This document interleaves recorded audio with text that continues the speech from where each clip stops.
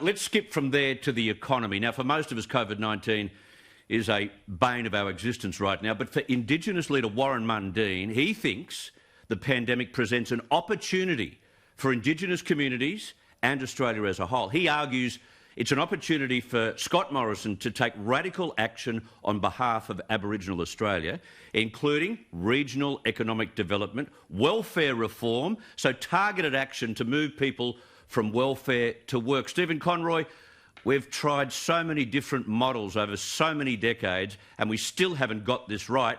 What are your thoughts on Warren Mundine saying this is the time to take the radical approach that hasn't been taken previously?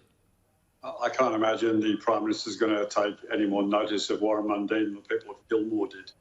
I mean, the Prime Minister's got a well-thought-through, set-out plan that he's been promoting over the last 6 years of this government, nearly 7 years of this government. And I think all political parties need to do more. It clearly is...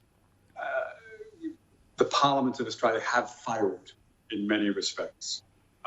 Warren Mundine can make a contribution, but I'm sure the Prime Minister will get on with doing the job. But this gets back to keeping the economy somehow strong and bridging the economy in some way, because the big money that goes into Indigenous health and education, etc., where's that big money coming from when we have an economy on its knees, Prue? Well, that's right. And also, where is it landing? Whose pockets is it going into? Because the communities are not receiving it. The industry around the delivery of it is doing very well, thank you very much. So I think we have to look at what's going on there. Yeah. And certainly you're right.